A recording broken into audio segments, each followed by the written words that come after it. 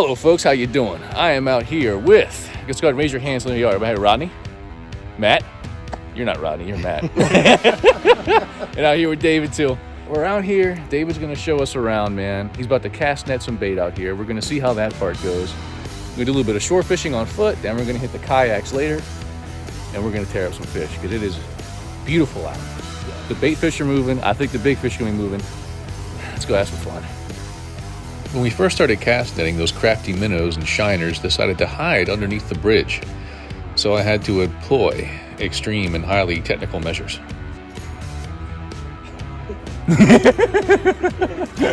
This is highly technical.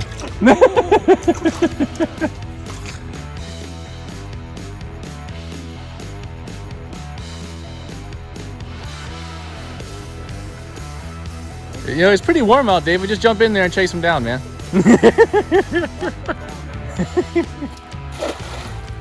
All right, folks. First stop was a success. These gentlemen behind me know the minnow catching game really well.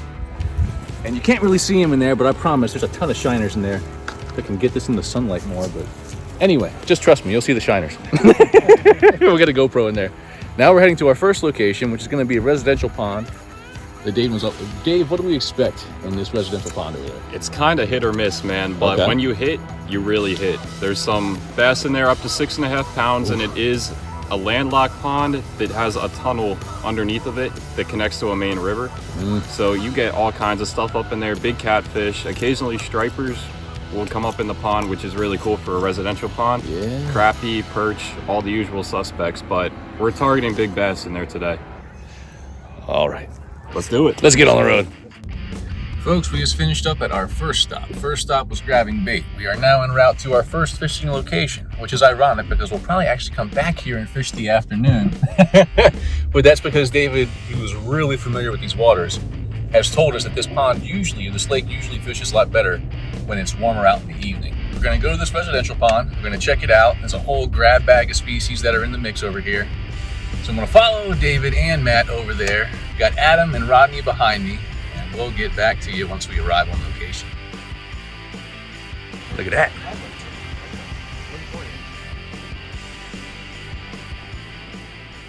Gonna do some shore fishing. It's gonna be such fun. See if I can get over here without breaking an ankle. This is not designed for fat people. Let me steal one of your minnows, Go for it. if I may. Find a big juicy one. What kind of hooks you guys use? Size 2 Gamakatsu. It's about the same as yours. Octopus? Yep. Might be the same exact hook. Looks like it. Yep. Yeah, all right, cool. Take advantage of the time you're waiting for the bobber to go down.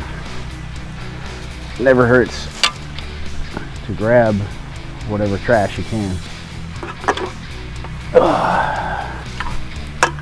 Lunch lady gloves. This stuff is everywhere, man. Do what you can.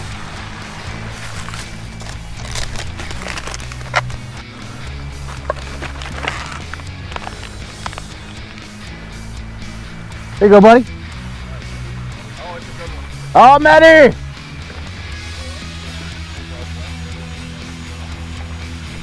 Oh! Let me see that thing, man. Yeah, that thing went down fast. I thought there was something looking at it. Nice fish, brother.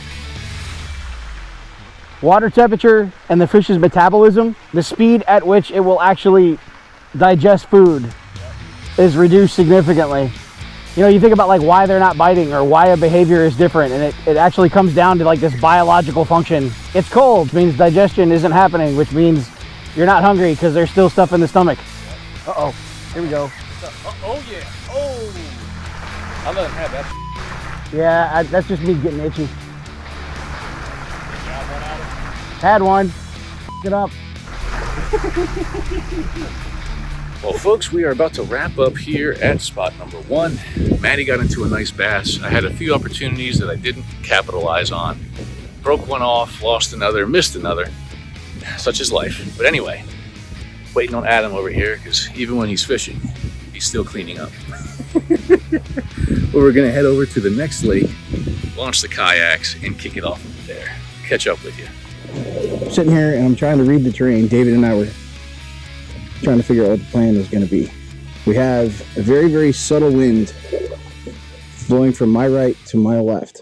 We have coves in the back. We have another cove over here, which was holding fish last time we were out here. I'm gonna go back and I'm gonna fish in this spot. This is not tidal water at all. Like it's really, really tough to read because there's not anything that's a dead giveaway. Given the temperatures that we've had for the last several days, it was in the 30s, then it was in the 40s. Now it's high 50s, maybe 60s right now. It is the third day of a warm-up, but it's the first significant day of a warm-up. You're on day one, or the first significant day of a warm snap. The water temperature really hasn't gone up as much. It takes 3 days for the water to warm. I don't know. I just know it's really too nice of a day to waste sitting around the house. Whatever fish are actively feeding, they're going to be up in the shallows and they're going to be hanging out around structure in a windbreak. And that's right up here. Just got bounced by some. There we go. We're hooked up. We're hooked up. We're hooked up. Oh, feels good. Not sure what it is. Oh, nice little largemouth. There we go. Man. Largie! There we go. On the board. Nice. First fish of 2022 on the invasive inline spinner. But there we go. You know I gotta kiss you. That's a cold fish. Look at those colors. They're pale, but there's so much copper in them this time of year. It's absolutely beautiful. Let me smell you. Okay, darling. Thank you very much. And over there where those laydowns are is usually pretty good.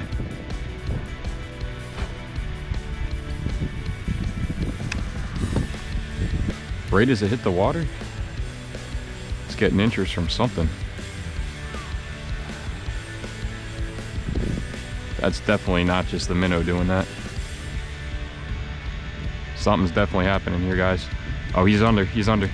We're on, we're on. There we go. Nice crappie. All right. Hey, Steve.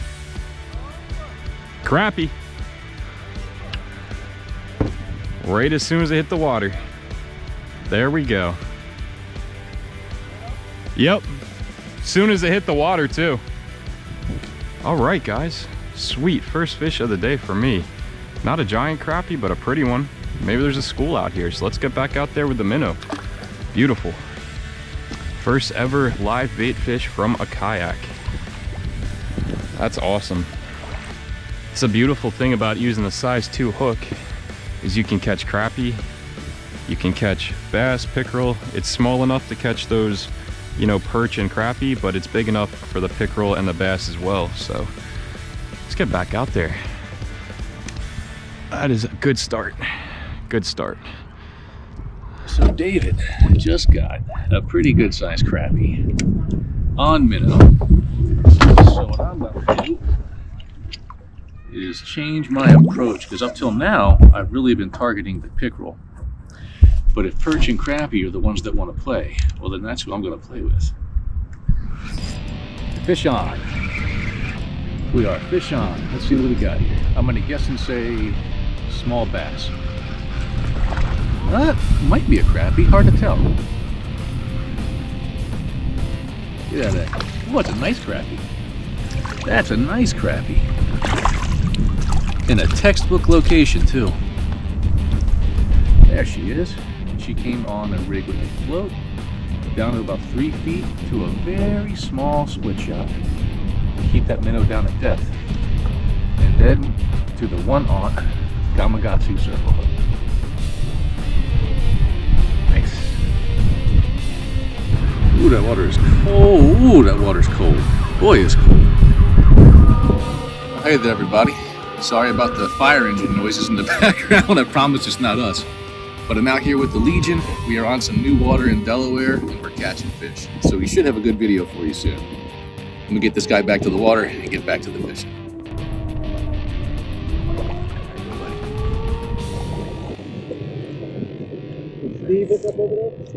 He's yonder.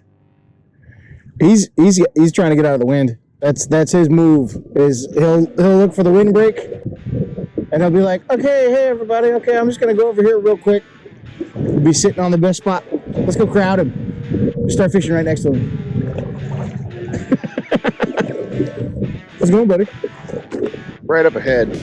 I'm not sure how well you can see him, but that's Steve.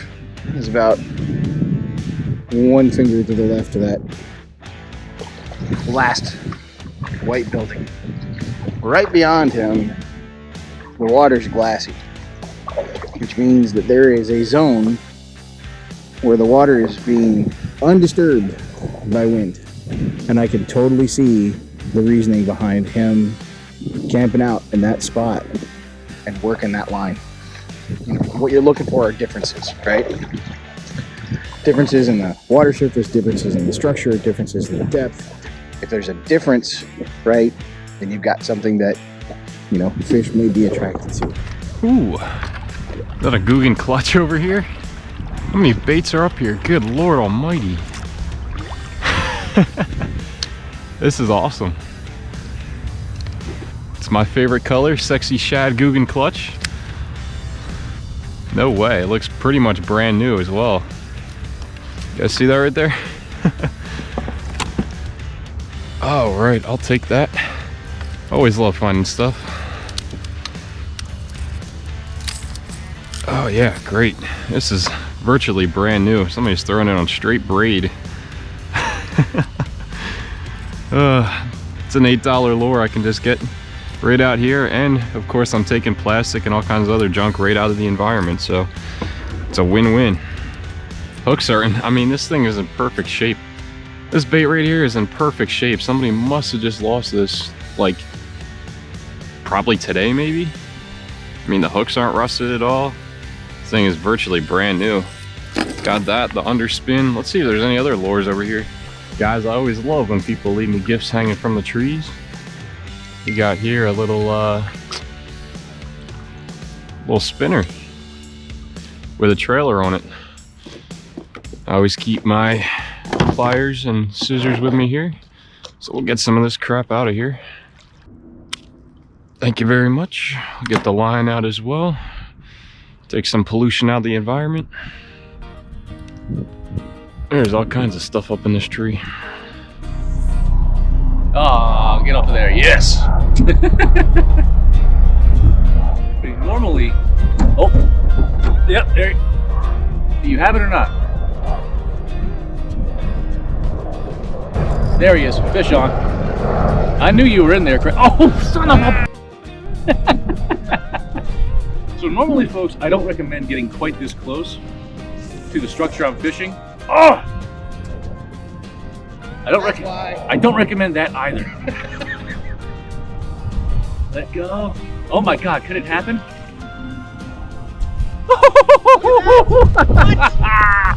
Oh, that was lucky, folks. That was real lucky. Alright, so aside from precision casting, the reason I'm getting so close to this is I know there's crappie all over it. I caught the one, I missed another, and I just lost that one. So there's crappie all over this thing. Crappie are one of the few fish that, as long as you do it quietly, you can get up almost right onto the structure that they're sitting on and just kind of flip pitch cast to it. So that's what I'm slowly doing, is working my way in here. I just lost another one. That pisses me off, but it is what it is. But there's definitely crappie all over this tree. I'm gonna work this tree all the way back and around because I know there's fish on it. So we'll see how many I can pull off of it, if I can stop losing fish. Snag those. Oh, see that? Did you see that? There he is. Oh, he's on, but he's on, but he's hung up. Get off of there. Work yourself out. Work yourself out, Crappie. Oh, did you see that? Oh, I think he's got off. Fudge muffin. What? Did you fudge muffin? Fudge muffin. Fudge muffins. He came out of the water to get away, and I'm pretty sure I caught it on camera. Came out of the water to get away from you? Yeah. I had him hooked up, and he wrapped himself up in the damn sticks. There she is. Got her that time. I got her that time. Come here, Crappie. Come here, Crappie. I knew where you were hanging out. You rascal. These fish are cold. This air temp may have really warmed up, but I tell you what, that water temp is still cold. There she is. Yeah. Thanks, little buddy. Go ahead now. Let's do that again. That's the place to do it. That's a really good cast. Let's see if that float drops. They've been right in this V. They've been right in it. There he goes. There he is. What'd I say? What did I say about that V? Yeah. Oh, I love it. God, I love crappie fishing. It is so much fun. They are aggressive little fish, man. They really are. They got these cool mouths, you know? I think that's probably what sets them apart so much for me from like bluegill and all of that. It's probably the mouth. I love crappie fishing. Man, I love it. You believe it. So are you content just to be picking at crappie? It's good stuff, man. Oh, well, that's not a great cast. No, not being facetious either. It's right in the strike zone. That little branch that is hanging over actually shouldn't really be an issue for him. There he goes. There he goes. Oh, did we get it? Yep. Got him. I'll get him out of the tree now. There he goes. Oh, there's a ton of them over there. That's a nice one. That's one of the bigger ones. That's one of the big ones I've caught here. Yeah. Get you unhooked. That circle hook is doing wonders with the knotless snell. Catching it. Oh, God, I love you fish. You are so pretty. So darn pretty. Thank you. There you go. Time to see if anybody's interested in the chatterbait. You're embarrassing me in front of my friends, chatterbait. Alright, get my slack out of there. That's what I get for trying to throw it hard. Don't do that, kids. If we had just one more day of warm weather, this place would be hopping.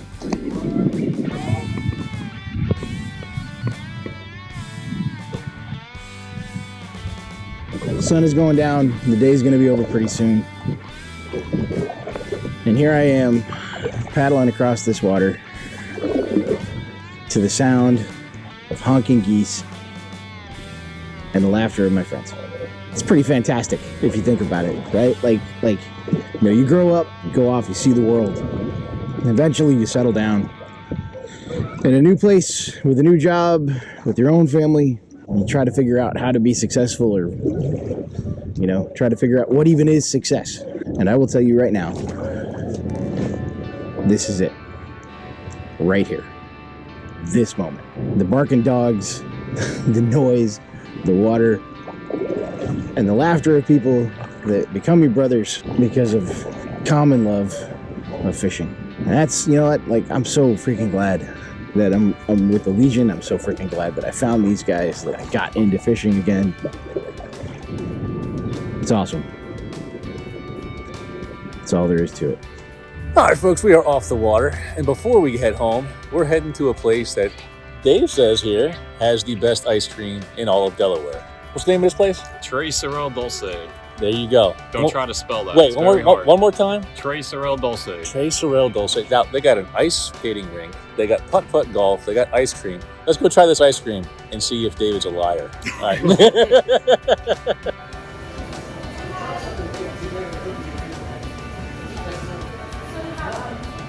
Stuffed waffles. God, I gotta come back here. Sorry. You can insert that right from All right, we are here enjoying our ice cream. David was right, okay? Let the record show that David was right. This is the best ice cream in all of Delaware. So come check it out. Link in the description. We've had a good day. Everybody caught fish. But we'll catch those highlights in the video here. Thanks much for watching, folks. Please like, share, and subscribe. And have a good one.